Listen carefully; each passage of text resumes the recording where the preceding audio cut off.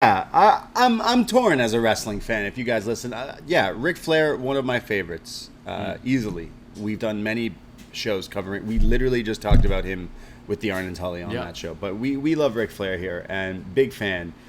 But this Dark Side of the Ring episode got me feeling some type of way, definitely, as of many wrestling fans, and rightfully so. So yeah, this is another. We're wrestling fans, not even just wrestling fans, but as culture and people right now in any sort of entertainment, we're like used to this. Yeah. Like, yo, we canceled Hulk Hogan. It was done. It's done. It's been done. We can do it to other people, and well, we've done it to Ric Flair, but rightfully so. No, I think.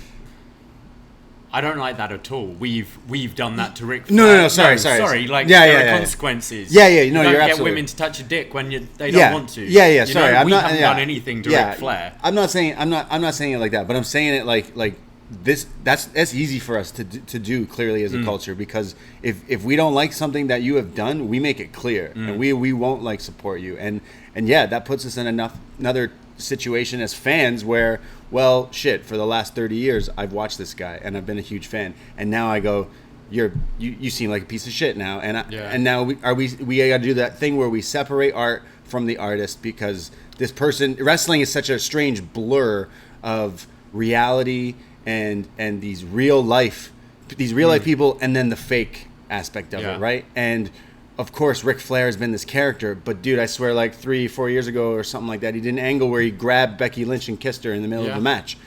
And now you're telling me that there's like, he does this in real life. That makes me feel gross as a fan. It's like when I listen to a bunch of music, my favorite band, Crystal Castles, all their lyrics were super fucked up. And then it comes out that there's a bunch of upsetting stuff that has happened through the years, and the band is disbanded, and but all the lyrics were about that stuff. I'm like, well, that makes me feel weird, because here I am watching this form of entertainment. It's very strange. Ric Flair is someone who's like been a hero to a lot of people, and after watching that episode of Dark Side of the Ring, it was the flight attendant that I like felt what she was saying. I just kept thinking of someone that I know in my life that would be telling me the story, and how upsetting it made me feel. And I know there's stuff out there. People are saying she's got criminal records and all this stuff. It doesn't take away from the fact that it doesn't. It doesn't negate other stuff from happening. Yeah. So this whole thing just has me as a wrestling fan, and as someone who like has been a fan of Ric Flair.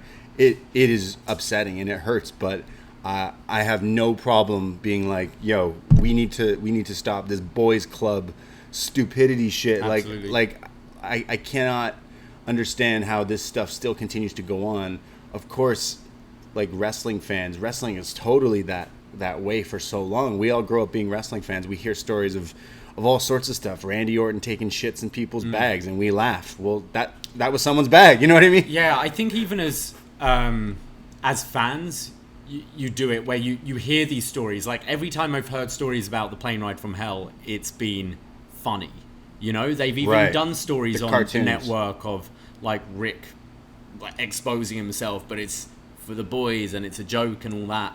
And and it wasn't until I heard from what was her name, Heidi, the flight attendant, where it kind of gave it more of a reality. And then I'm thinking, so much of this stuff is fucking weird. Like, think about like your, I don't know, 50-year-old boss at work. If he was doing that on a plane, you'd think this guy's fucking weird. And it's just because we think of them as these wrestlers, and this was the boys club and all that. But I completely believe the flight attendant. And also just I know Flair's come out denying it. Heidi Doyle, thank you, Jake, in the chat room. Yes. I know Flair's since come out denying it. You think you were drinking hard liquor for at least 7 hours before the flight even took off. Sorry, I'm inclined to believe the person who's stone cold sober doing their job. I don't know. It's very odd. Like, obviously, it's a huge name, and things like the Woo has already been taken out of the WWE. I noticed it watching NXT tonight. Yeah. But you wonder what kind of consequences there are going to be. I find it very interesting that Flair very recently left WWE. I him talking on the Renee podcast, he was saying about shit's gonna come up essentially. So he knew. He knew, and he was prepared for this. But like, it feels like Tommy Dreamer's got the worst end of the stick, and I don't think what Dreamer said was right at all. Right. But I also think people can misspeak and not. It sounded like to me he was being a mark for Ric Flair. You know, he was just and standing up, and I'm not condoning that at all. But so far, it's like, well, Tommy Dreamer's pretty much lost his job, and what is happening to Ric Flair? Yeah, I mean, if this was WWE, he lost a woo on WWE. If he was in WWE, he'd be released 100%, or put on like something would happen definitely. If like a week ago before this happened, I was like, oh, he's gonna come out at Arthur Ashe, or you're gonna see Rick on AEW. Yeah, not at all now, not at all. Anymore. They would not touch him, and rightfully so. And just all of it, like you just feel it again. It's like the whole speaking out thing. You just feel dirty as a wrestling fan. That's what I mean. And it makes me uncomfortable. Rightfully so, though. Like that's what I'm saying. And even Jim Ross, like I found this stuff with Jim Ross fascinating, because he's kind of speaking from the office point of view of WWE, and he paints himself as the gun for hire almost. Like he just does what he's told to do. But the whole stuff with why did Ric Flair get away with this? Yeah. And he seemed a bit dumbfounded by the question as well, and for him to admit, like, he was a made man, he had a past. But you know what? As a fan of just not wrestling entertainment, Ric Flair was such a big name in wrestling. Yeah. He's like the godfather of wrestling, really. Like he's the GOAT to a lot of people, and he's from a different era. And again, this like times have definitely changed for the better. But all these actors that we like know and grow up have crazy history of worse things, not as bad things and worse things, and it definitely takes like this era we're in now, where people now can come out and like say things. I'm wondering why the plane ride from hell was always like this, almost like a joke of a story. We didn't know the full thing. We knew Brock Lesnar and Mr. Perfect were fighting a little bit. We knew Michael Hayes had his hair cut off. Yeah, and like stuff like that. You're right. Like it's like, okay, cool, but what actually happened? And then it's also the fact where, well, now there was something about being paid off. I know there was money to like. Well, there were NDAs. Yeah. So Heidi Doyle had a settlement. So I assume she's breaking that by speaking this. But as she says on the thing, it's like she didn't feel it was right being paid off. Right. But she got paid off. But she got paid off. Okay. Right. Yeah. No. It's. As a wrestling fan and just anyone in entertainment and stuff like that, but more specifically wrestling, as fans, we all go, well, if that's about the airplane one, what's the truth about that one? And the Saudi airplane one. And that one. And that one. Yeah. Sorry, like a lot of people this week okay, sorry, I got to get rid of my robe, Ric Flair robe or whatever, but soon it's going to be your Stone Cold tees. Soon it's going to be your HBK tees. Like, they're going to dig and find this. These people who make this show are going to dig and find things that we don't want to know, but we probably should know. I don't know. What I found fascinating is when you're watching it and you go, the only likable person here is just Incredible. Shout out Just Incredible. Shout out Just Incredible. Yeah. It's tough being a wrestling fan when all our heroes are just, carnies and sickos and now they just like video games and stuff. What happened to the guns and the knives? Did you see the Rene Dupree Dupree interview? Yeah, he came out about people like he was bullied back then, and like Undertaker just allowed it and found it was on his better orders. Cancel his Netflix special. Yeah, he said they took his I think it was his flag or like a national jersey or something, and like shat on it and like did all that. See what I mean? Like we're in an era just hazing. Fucking locker room talk. But can you imagine at work? Like if I just shat in a co-worker's bag or something. That's what I mean. Just like for the lols. Like it's so weird. We're in this like accountability thing era where it's like if you do something, it'll get you're gonna pay for it. Like you will not be able to just go and work. Like There's a recent wrestler, Travis Banks, he wrestled on Bandito's show. Well, the internet made sure that wasn't cool. Guess what? He ain't being booked again. Yeah. That's just again, the cancel culture. Of course, people can change. Of course, there needs to be people held accountable for the bad and terrible things that they do. But there is definitely okay, did Undertaker shit in someone's bag? Did he kill someone? Did he do some terrible shit? You know what I mean? Or did he shit in someone's bag? Yeah. You know what I mean? Where do we draw the line? As fans, there's probably tons of people who are it's Ric Flair. Yeah. Right.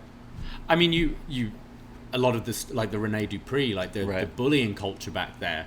We recently did a review of the film Whiplash, and kind of go into this. Yeah, it's where does some people see bullying as in wrestling? It's just a way of breaking into the business. You see it at universities, with freshers and fraternities and stuff, getting them to do their pledges and doing all sorts of stupid shit, and which could be seen as bullying, but it's just ribbing or breaking them in.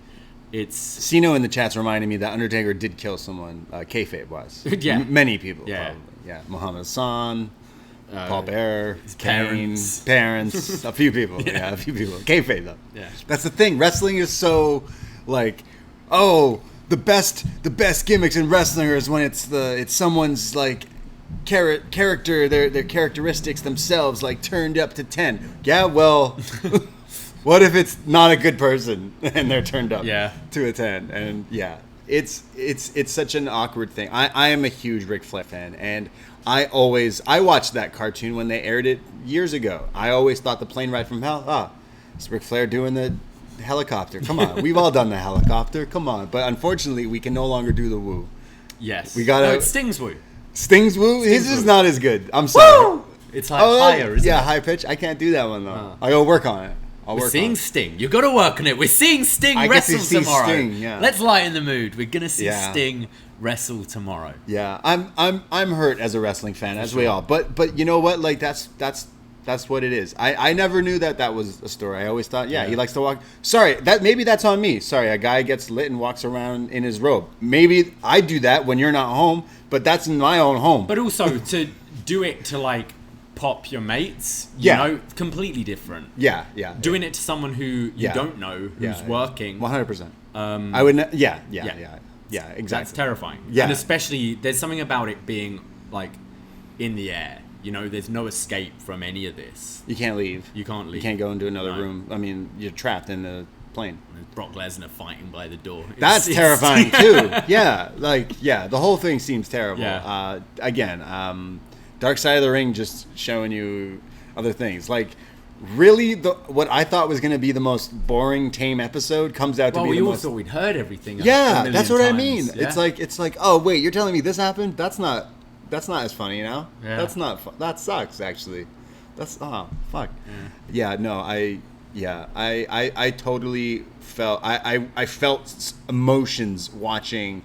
Was it Heidi? Heidi Doyle. Yeah, Heidi Doyle telling her story definitely made me feel some things, and as much as I am a Ric Flair fan, I definitely have to be bro, you fucked up. If that's something you were doing regularly, which probably is, that's not cool, and you should be held accountable for it. But you're old. You've lived such reincarnations and kept coming back. You've retired. You got the biggest send off, and you never paid. You came back to TNA to get your ass out in front of everyone again. So there you go. I don't know. Yeah, it hurts as a wrestling fan, and I hope what we and usually me and you are such a lighthearted show, and when this shit happens, it's well, how do we not talk about this, because it's affects everything. For sure, yeah. But don't take. We're definitely. not you could do a whole episode on this whole thing. Yeah. But there's lighter sides of wrestling as well. Well, you know what, wrestling. We had Ishii Shingo. Yeah, Ishii Shingo is one of the greatest things. If any of these lads misbehave, I'd be devastated. If you tell me, this is not trying to be funny, but if you tell me some bad shit on Ishii, I know, I'm done wrestling. Done with wrestling. I'm not watching it because I'm. No way. All my heroes can't be assholes. But unfortunately, all your heroes are assholes in this world. Hopefully not Ishii. Yeah, what a match. Yeah.